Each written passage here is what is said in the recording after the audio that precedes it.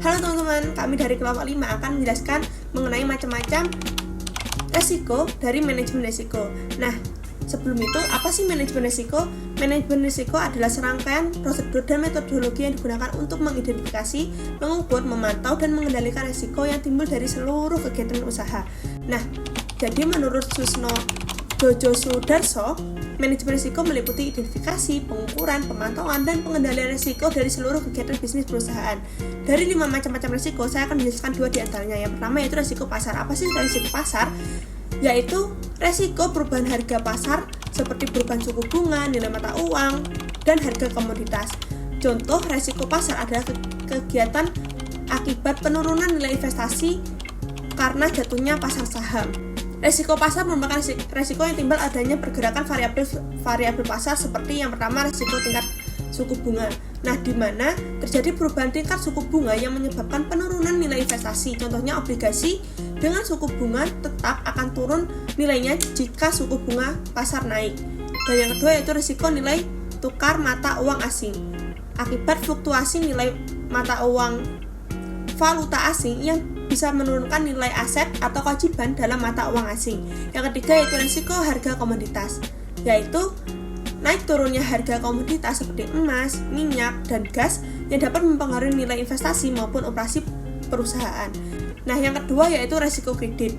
Risiko kredit adalah risiko kegiatan keuangan akibat kegagalan pihak lawan dalam memenuhi kewajibannya. Contohnya risiko kredit adalah gagal bayar pada surat hutang atau obligasi oleh emitennya.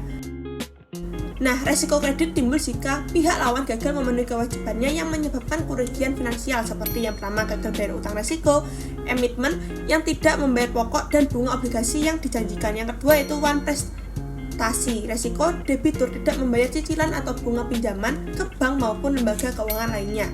Yang ketiga itu bangkrut. Resiko kegiatan bagi kreditur maupun investor jika perusahaan yang berhutang maupun dibiayai mengalami kebangkrutan. Dan yang keempat yaitu kontrak gagal dipenuhi. Resiko salah satu pihak tidak memenuhi kewajiban kontrak seperti keterlambatan pengiriman barang. Nah, jadi resiko pasar terkait pergerakan faktor-faktor pasar, sedangkan resiko kredit spesifik terhadap kemampuan pihak lawan membayar kewajibannya, seperti itu. Dan penjelasan macam-macam resiko lainnya akan dijelaskan oleh rekan kami, dipersilahkan. Terima kasih. Baik, saya Irfan Maulana. Saya akan melanjutkan mengenai macam-macam risiko.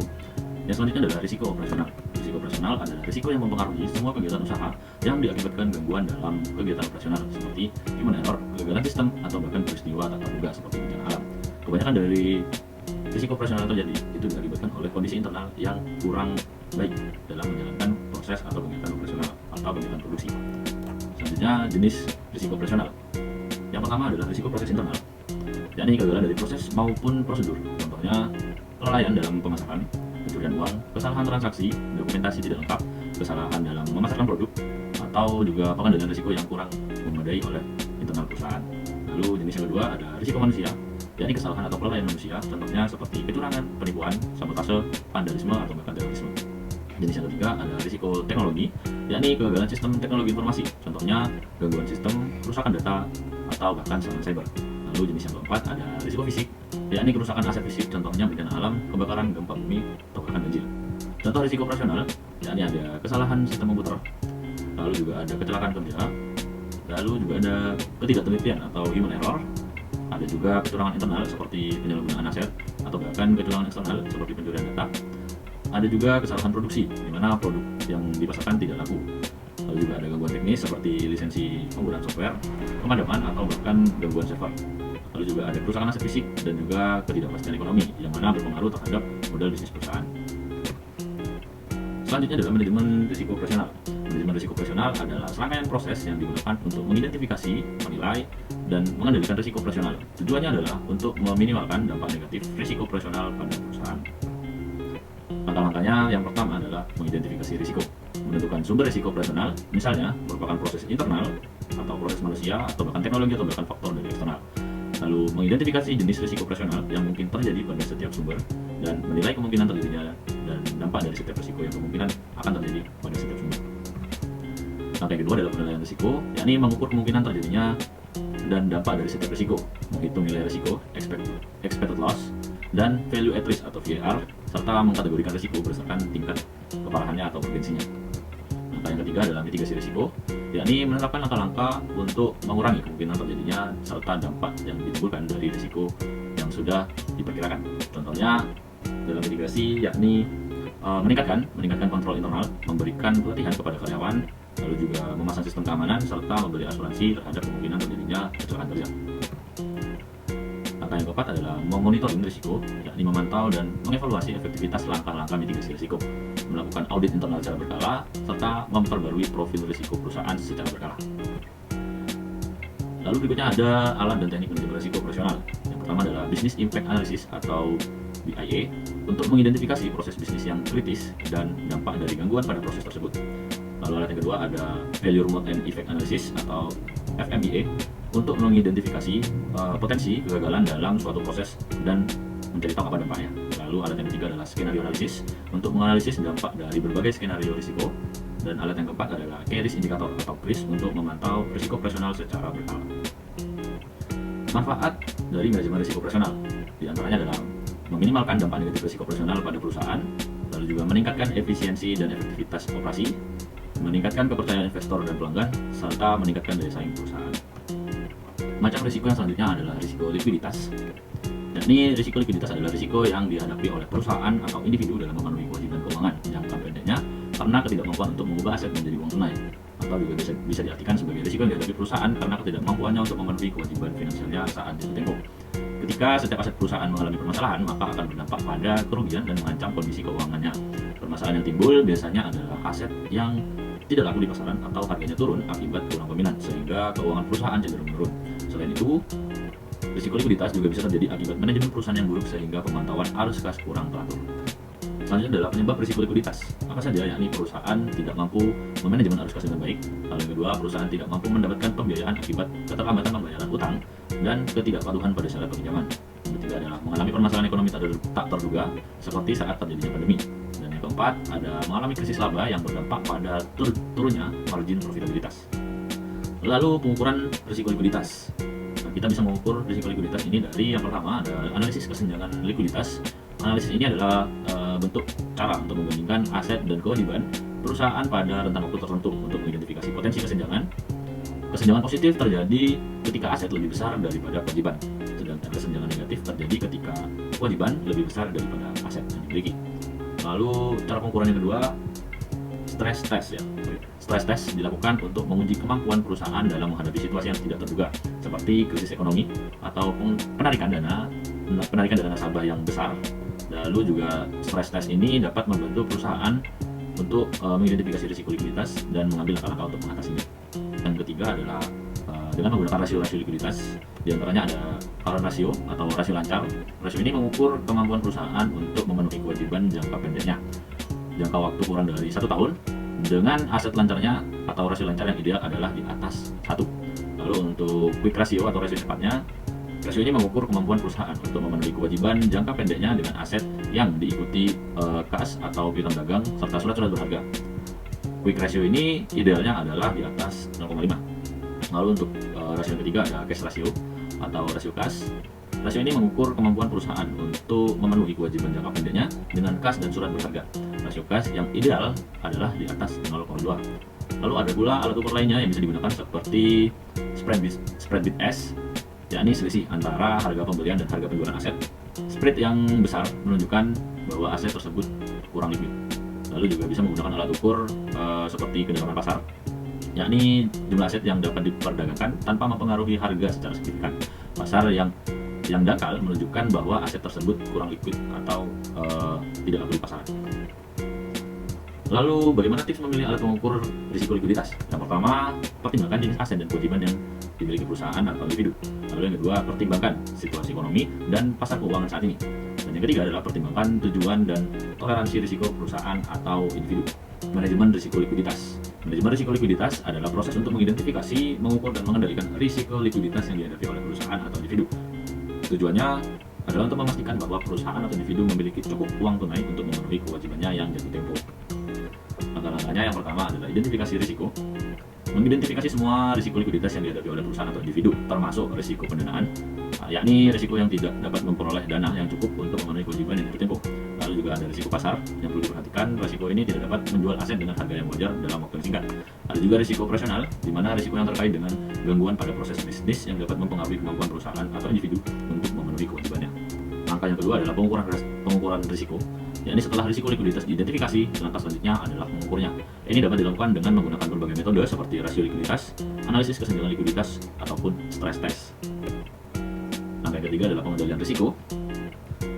Setelah risiko likuiditas diukur, langkah selanjutnya adalah mengendalikannya. Ini dapat dilakukan dengan beberapa cara, diantaranya adalah meningkatkan modal kerja. Meningkatkan modal kerja dapat membantu perusahaan atau individu untuk memenuhi kewajibannya yang jatuh tempo tanpa harus menjual aset. Lalu bisa juga dengan mendiversifikasi aset, di mana aset dapat membantu perusahaan atau individu untuk mengurangi risiko tidak dapat menjual aset dengan harga yang wajar dalam waktu yang singkat. Jadi bisa dilakukan diversifikasi. Yang ketiga ada menjalin hubungan dengan bank atau penyedia dana yang kuat untuk menjalin hubungan yang baik yang nantinya dapat membantu perusahaan atau individu untuk memperoleh dana yang cukup untuk memenuhi kewajiban perusahaan yang jatuh tempo. Penting untuk dicatat bahwasanya manajemen risiko likuiditas adalah proses yang berkelanjutan, proses yang terus-menerus harus diperhatikan langkah-langkahnya. Perusahaan atau individu harus terus-menerus memantau risiko likuiditasnya dan mengambil langkah-langkah untuk mengendalikannya. Bagaimana manajemen likuiditas yang efektif?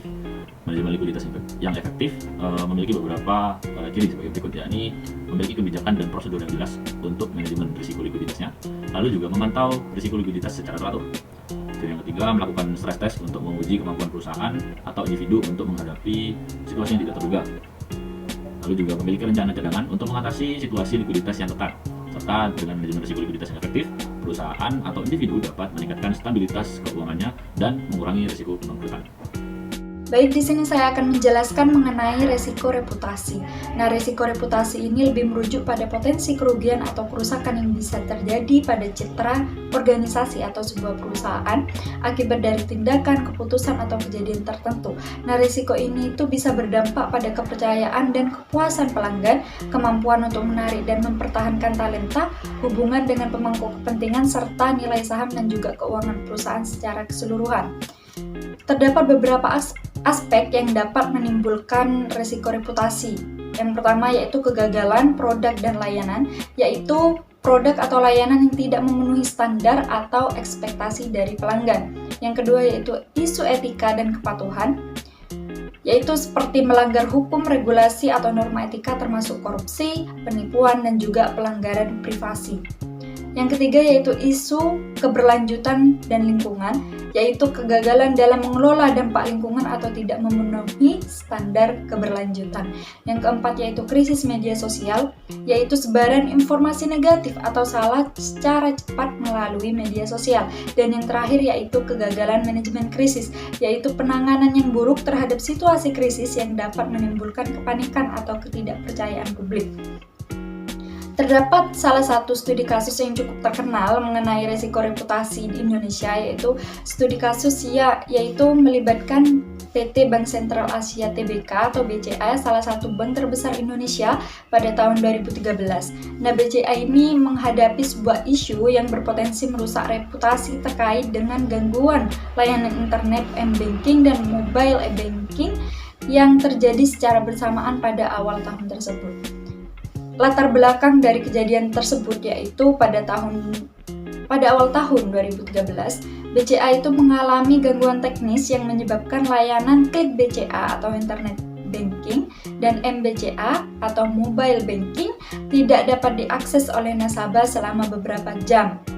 Dan gangguan ini itu terjadi pada saat yang krisis, yaitu di akhir pekan ketika banyak nasabah yang ingin melakukan transaksi keuangan. Sehingga hal ini itu memiliki dampak, yaitu adanya ketidakpuasan pelanggan, yaitu dengan banyak nasabah yang merasa terganggu karena tidak dapat melakukan transaksi keuangan, terutama mengingat peran penting BCA sebagai salah satu bank terbesar dengan jutaan nasabah di Indonesia. Dan juga terdapat dampak kritik di media sosial, yaitu insiden ini dengan cepat menyebar dan menjadi bahan diskusi di media sosial, di mana banyak nasabah itu mengungkapkan kekecewaan mereka terhadap layanan dari BCA. Lalu terdapat tindakan perbaikan yang dilakukan oleh Bank BCA sendiri, yaitu yang pertama komunikasi yang aktif.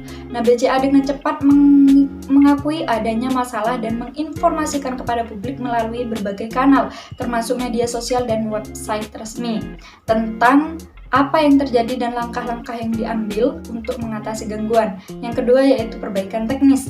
BCA segera mengambil langkah-langkah untuk mengatasi masalah teknis dan memulihkan layanan dalam waktu yang relatif singkat. Yang ketiga yaitu permintaan maaf dan kompensasi. Nah, BCA langsung meminta maaf atas ketidaknyamanan yang terjadi dan dalam beberapa kasus memberikan kompensasi pada nasabah yang terdampak. Pelajaran yang dapat diambil dari kasus BCA ini itu menunjukkan bahwa penting sekali merespon cepat dan komunikasi yang efektif dalam mengelola krisis yang berpotensi merusak reputasi. Dengan merespon secara transparan dan bertanggung jawab, sebuah organisasi itu dapat meminimalkan kerusakan pada reputasinya dan mempertahankan kepercayaan pelanggan. Ini juga menekankan pentingnya sistem IT yang kuat dan rencana pemulihan bencana untuk operasional perbankan yang aman dan handal. Mungkin sampai di sini presentasi dari kelompok kami mengenai materi macam-macam resiko. Terima kasih. Wassalamualaikum warahmatullahi wabarakatuh.